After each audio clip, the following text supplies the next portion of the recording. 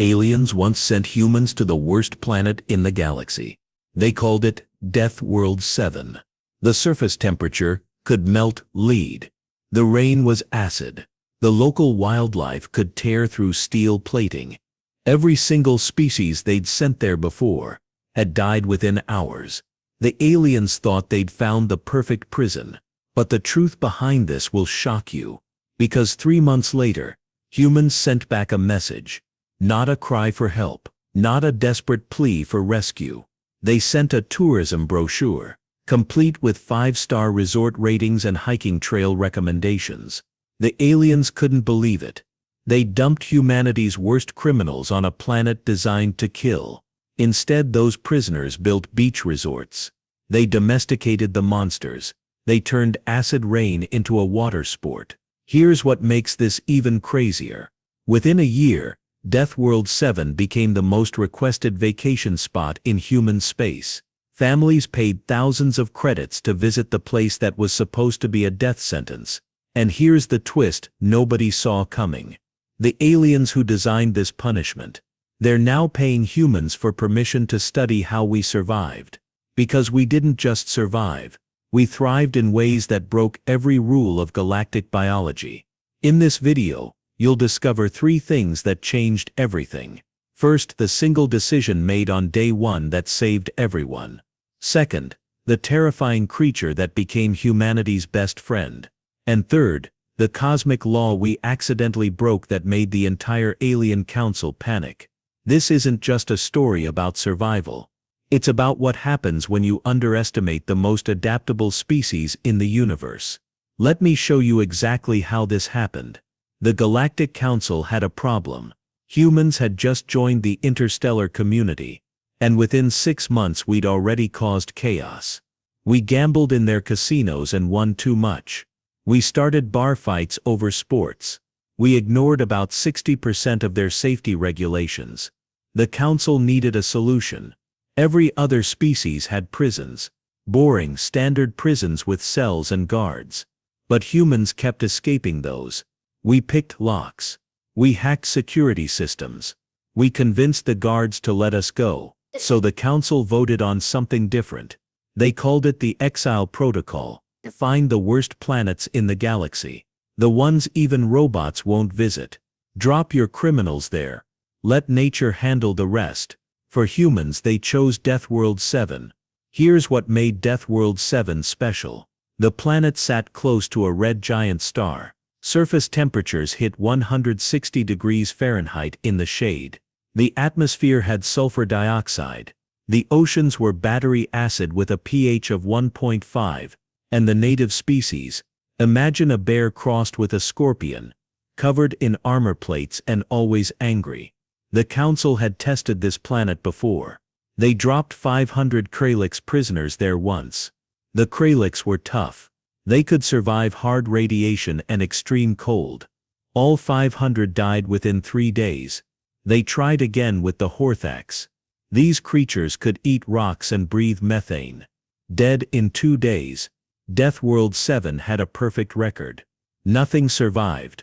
So when 2,000 human prisoners arrived in chains, the council expected the same result. They even started a betting pool on how long we'd last. The over-under was 48 hours. The prison transport ship dropped the humans on the northern continent. The droids dumped them with basic tools, some water purification tablets, a crate of nutrient paste, and a log beacon to record their final messages. The ship left. The council watched through orbital satellites. They wanted to see how quickly the humans would panic, how fast the planet would kill them. But here's the first surprise. The humans didn't panic. They didn't even look scared. Their leader, a woman named Captain Maria Santos, smiled at the burning sky. She said 5 words that changed everything. Looks like Arizona in August. Now here's where things get really interesting. The humans started building. Not shelters. Not bunkers. They built something the aliens had never seen before on a death world. They built a barbecue pit. Within 6 hours of landing, smoke rose from the northern continent. The council's monitors showed humans gathered around a fire. They were cooking something. Laughing. One guy even pulled out a harmonica. The aliens watching this lost their minds. One council member literally fainted. Another demanded they check if the orbital sensors were broken. How could any species be having a cookout on Death World 7? Here's what the humans figured out immediately. Death World 7 wasn't that different from Earth. Sure, it was hotter. The air was worse. The wildlife was meaner, but humans had evolved on Earth, and Earth was already a death world. Let me explain that. Earth has more active volcanoes than most planets have mountains.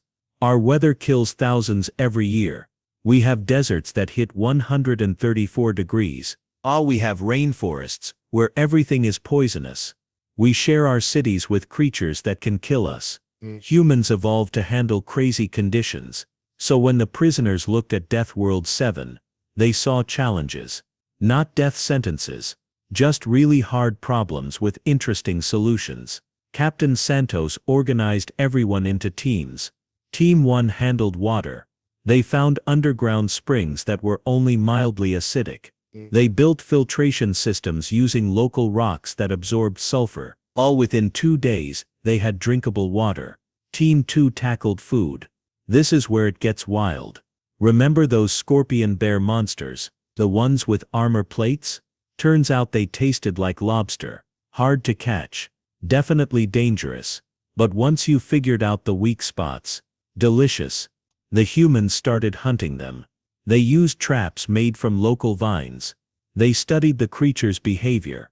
Within a week, they'd killed and eaten 17 of them. They even figured out which organs were poisonous, and which parts were safe. One prisoner, a former chef named Marcus Webb, created a whole recipe guide. Grilled scorpion bear with acid-resistant tubers. Smoked monster tail with sulfur-seasoned vegetables. He literally rated the dishes. The aliens watched this in horror. These creatures had killed the Kralix in hours. Humans were writing cookbooks about them. Team 3 built homes. They used volcanic rock for walls. They designed roofs that channeled acid rain into collection systems. They even created air filters using plant fibers they found near the equator. By week 2, the humans had a functioning village. 20 permanent structures. A central meeting area. A water tower.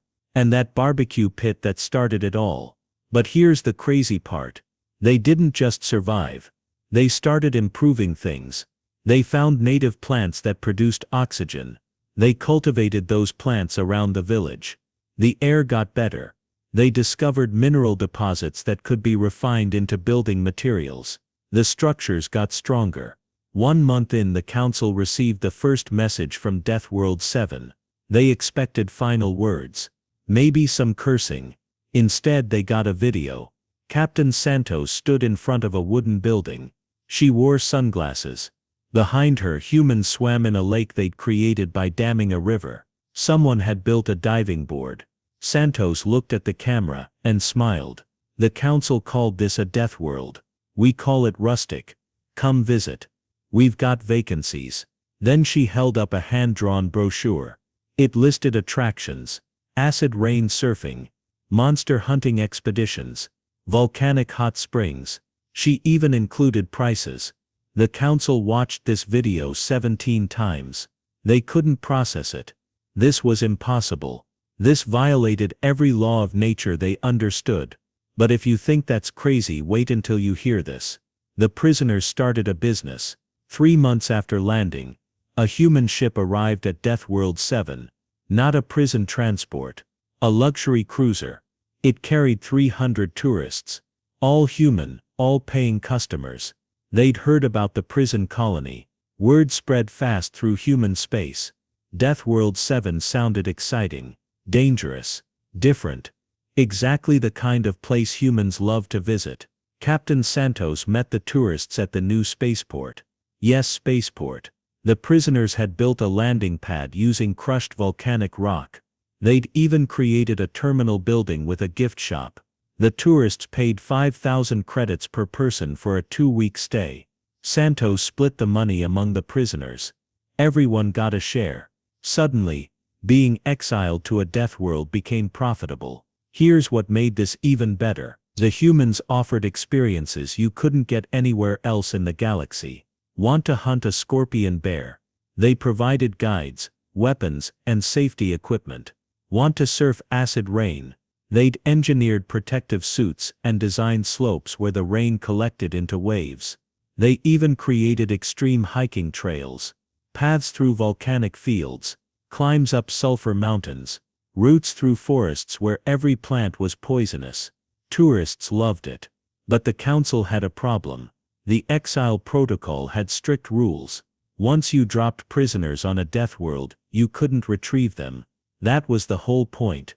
Permanent exile. No exceptions. Yet humans were now visiting voluntarily. And they were paying for the privilege. The council called an emergency meeting. They reviewed the exile protocol regulations. They found nothing about tourism. The law said you couldn't rescue prisoners. It didn't say anything about vacation packages. The council tried to ban human ships from visiting Death World 7. They cited safety concerns. They argued the planet was too dangerous for civilians. The humans laughed at this. We've got roller coasters that kill people. One human diplomat said. We've got sports where you hit each other with sticks. You climb mountains that have frozen corpses as trail markers. Death World 7 is fine. The council couldn't argue with this. Humans had a documented history of doing dangerous things for fun. They backed down. Within 6 months, Death World 7 had regular shuttle service. 3 flights per week. Hotels were fully booked for the next year. Some prisoners even started families. They had kids. Raised them on a planet that was supposed to kill everyone in hours. The second generation of Death World 7 humans were even tougher. They grew up breathing sulfurous air. They played with baby scorpion bears like puppies. They thought acid rain was normal. Scientists from across the galaxy came to study them. How were these children surviving? How had they adapted so quickly? The answer shocked everyone. Humans were already adapted. Earth had prepared us for almost anything. We evolved drinking water that other species considered toxic. We ate foods that were literally poisonous to aliens. We lived in conditions that violated galactic safety standards. Death World 7 wasn't a challenge for humans. It was just another Tuesday. But here's where the council made their biggest mistake. They'd been monitoring the human colony carefully, watching for signs of weakness, hoping the experiment would eventually fail. Instead, they discovered something that terrified them. The humans weren't just surviving on Death World 7. They were changing it. The planet was becoming less deadly, more habitable, almost comfortable. And that violated a cosmic law nobody expected humans to break. This brings us to the most shocking discovery of all. Death World 7 was getting better. The council's scientists noticed it first. Oxygen levels in the atmosphere were rising. The average temperature had dropped 3 degrees. The acid rain had gotten less acidic. Mineral readings showed the soil was becoming more fertile. This shouldn't have been possible. Planets don't just change. Not in months. Terraforming takes centuries. It requires massive technology, expensive equipment, careful planning. The humans had none of that. They just had prisoners with basic tools. Yet Death World 7 was transforming. Here's what the humans had done. They'd introduced Earth species. Not intentionally at first. Seeds stuck to their clothes. Bacteria in their gut. Microorganisms on their skin. These Earth organisms spread across Death World 7. And they thrived. Earth bacteria were tough. They'd evolved on a planet with extreme conditions. On Death World 7 they faced similar challenges. But they adapted. They multiplied. They started breaking down the toxic soil, converting it into something richer. The humans noticed this. So they accelerated it. They requested seed shipments from Earth. They imported hardy plants, desert shrubs, extremophile algae, species that could handle heat and bad soil. These plants took root. They spread. They produced more oxygen. They stabilized the soil. They created shade that lowered ground temperatures. The humans also managed the wildlife. They didn't kill all the scorpion bears. They domesticated some, bred them selectively. Within 3 generations, they had scorpion bears that were less aggressive. Some became working animals, others became pets. The children of Death World 7 grew up riding them like horses. This is where the Council panicked, because humans had accidentally broken the Genetic Preservation Act.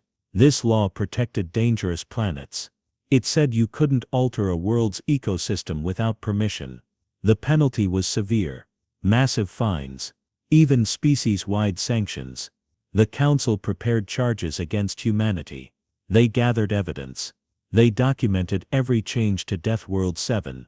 They planned to present it at the next Galactic Summit. But then something unexpected happened. Other species wanted to visit Death World 7 too. The Krelliks sent a diplomatic team. Remember them? The tough species that died in 3 days when the Council tested the planet. They wanted to see how humans survived. They studied the colony. They talked to the prisoners. They learned human techniques. Then they asked permission to try again. They wanted to settle on Death World 7. Under human guidance. With human teachers showing them how to adapt. The Council couldn't believe it. The Krelliks were asking humans for help. This had never happened before. Humans were the newest species in the galactic community. We were supposed to be learning from everyone else. Now we were teaching survival to species that had been spacefaring for thousands of years. More species followed. The Horthax. The Venlari. Even the proud Zephyrians asked for human consultation. They all wanted to learn how we turned death worlds into vacation spots. Humanity became the galaxy's expert on hostile planets. We offered courses, survival training, terraforming consultation. We charged for all of it. Suddenly we weren't just members of the Galactic Council. We were valuable. The Council dropped the Genetic Preservation Act charges. They had to. Too many species were defending humanity. Too many worlds wanted our help. Instead they did something unprecedented. They hired humans as official planetary surveyors. Our job: evaluate other death worlds. Determine which ones could be settled. How to make them livable. We went from criminals on a prison planet to the galaxy's most sought-after consultants in less than 2 years. But the story doesn't end there. So what does all this mean for us today? This changed everything about how the galaxy saw humans. Before Death World 7, we were the weird new species. The ones who didn't follow the rules. The galaxy's troublemakers. Aliens looked at us with confusion. Sometimes fear. Often dismissal. After Death World 7 we were survivors. Adapters. Problem solvers. Aliens looked at us with respect. Here's why this matters for you. This story reveals something fundamental about humanity. We're not the strongest species. We're not the smartest. We don't have natural armor or telepathy, or any special powers. What we have is adaptability. We evolved on a planet that tried to kill us constantly. Ice ages, volcanic eruptions, predators everywhere, diseases, parasites, natural disasters. Earth threw everything at humanity. And we survived all of it. That survival instinct is burned into our DNA. When you face a challenge, you don't give up. You adapt. You improvise. You find solutions using whatever materials you have available. That's why humans could turn a death world into a resort. We saw problems as puzzles. Every obstacle was just another thing to overcome. The heat. We found shade. The acid rain. We built shelters. The monsters. We ate them. This applies to your life right now. Maybe you're facing something that seems impossible. A challenge at work. A personal struggle. A situation that looks hopeless. Remember Death World 7. Remember that humans are built to adapt. The prisoners on that planet didn't have advantages. They had chains and basic tools. They were literally criminals that society had given up on. Yet they built something amazing. Because they refused to see themselves as victims. They chose to see opportunity. Now here's the long-term impact. Death World 7 proved that humans could settle anywhere. The galaxy has thousands of planets. Most are too dangerous for conventional species. Too hot. Too cold. Too toxic. These worlds were considered worthless. Until humans showed up. Now those planets have value. They can be settled, developed, turned into productive colonies. And humans are the ones doing it. We're spreading across the galaxy faster than any species before us.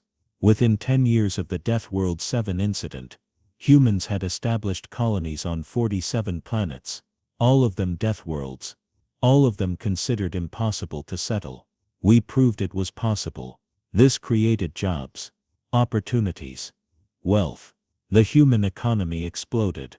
We went from a single planet species to a galactic power in a generation, and it started with prisoners on a planet designed to kill them. Here's the lesson for our future. Humanity's strength isn't in avoiding challenges. It's in embracing them. Every time we face something difficult, we come out stronger, more capable, more confident. The other species in the galaxy are starting to understand this. They're learning from us, studying how we think, how we solve problems, how we turn disasters into victories. Some aliens have even started adopting human approaches, taking more risks, trying new solutions, being more flexible in their thinking. Human influence is spreading through galactic culture. But there's one more thing about Death World 7 that the Council kept secret for years. Something they discovered but didn't want anyone to know, because it suggested something even more amazing about humanity's potential. And this discovery would eventually lead to the greatest controversy in galactic history. Before we wrap up, there's one final thing you need to know. The Council had been monitoring Earth for centuries before first contact. They knew about humans long before we knew about them. They watched our development, studied our history, analyzed our behavior, and they made a decision that shocked even their own members. They classified Earth as a level 10 death world, the highest danger rating possible. Here's what that means. The galaxy has a scale for planet danger. Level 1 is paradise, perfect atmosphere, calm weather, no predators. Most civilized species evolved on level 2 or level 3 worlds. Comfortable, safe, easy. Earth rated level 10, the same as Death World 7, actually worse in some categories. Earth has more extreme weather, more natural disasters, more deadly species per square mile than almost any planet in the known galaxy. Humans evolved on a death world.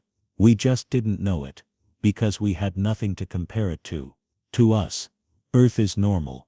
To the rest of the galaxy, Earth is a nightmare planet that somehow developed intelligent life. This is why humans adapted so easily to Death World 7. We weren't adapting to something worse. We were adapting to something similar, maybe even slightly better in some ways. At least Death World 7 didn't have hurricanes. The Council kept this secret because it was embarrassing. They tried to punish humans by sending them to a death world. But humans came from a death world. It was like trying to punish a fish by throwing it in water. When this information leaked, the entire galaxy laughed at the Council. Their perfect punishment had been based on a fundamental misunderstanding of human nature. But this revelation also explained everything. Why humans were so tough. Why we took risks other species considered insane. Why we thought extreme sports were fun. Why we kept pets that could kill us. Why we ate foods that were toxic to everyone else. We evolved for it. Earth made us this way. Captain Santos, the woman who led the Death World 7 colony, gave an interview years later. Someone asked her why humans succeeded where everyone else failed. She smiled. Same smile she gave when she first saw that burning sky. We didn't succeed despite the challenges. We succeeded because of them. Challenges are what humans do best. Death World 7 never became a prison again. It became humanity's first major, off-world colony. A symbol of what we could achieve, and a reminder to the galaxy. Never underestimate the species from the level 10 death world. If this opened your eyes to what humanity is capable of, let's recap what we discovered. First, humans turned the galaxy's worst prison planet into a 5-star resort in 3 months. Second, we accidentally became the galaxy's leading experts on hostile planet survival. Third, Earth itself is considered a death world by alien standards. We evolved in conditions that most species find nightmarish. These aren't just fun facts. They reveal something essential about human potential. We're built to overcome. Every challenge in our history made us stronger. Every disaster taught us new skills. Every impossible situation showed us we're more capable than we thought. The prisoners on Death World 7 could have given up. They had every reason to. Instead, they looked at their situation and asked a better question. Not how do we survive, but how do we thrive? That question changed everything. If you found this story inspiring, hit that subscribe button. We dive deep into humanity's greatest achievements, both real and imagined. Stories that remind you what our species can accomplish when we refuse to quit. Smash that like button if this made you proud to be human. Drop a comment telling me what challenge you're facing right now. Remember, you're descended from people who survived ice ages, plagues, and predators. Whatever you're dealing with, you've got the DNA to handle it. Here's what to watch next. Check out our video on how humans became the galaxy's best diplomats by accidentally starting a war. Or watch our deep dive on why alien species banned humans from their gambling establishments. Both stories show humanity doing what we do best, turning disadvantages into victories. Want to go deeper? Join our newsletter. Every week we send exclusive HFY stories, behind-the-scenes details, and real science about human adaptation. Link in the description. It's free, it's fun, and it'll remind you that humans are genuinely incredible. Now here's my question for you. If you were dropped on Death World 7 tomorrow with just basic tools and a group of strangers, what would be your first move? Would you build shelter, hunt for food, start a barbecue pit like the humans in this story? Drop your survival strategy in the comments. Let's see who's got the mindset to turn a Death World into a tourist destination. Best answer gets pinned and featured in next week's community post. Remember, this story is fiction, but the truth behind it is real. Humans are adaptable. We've survived everything Earth threw at us. We've turned every environment on our planet into a home. From Arctic ice to scorching deserts to the middle of oceans. That same spirit would absolutely apply if we ever faced real alien challenges. We'd figure it out. We'd adapt. And yeah, we'd probably start a tourism industry while doing it.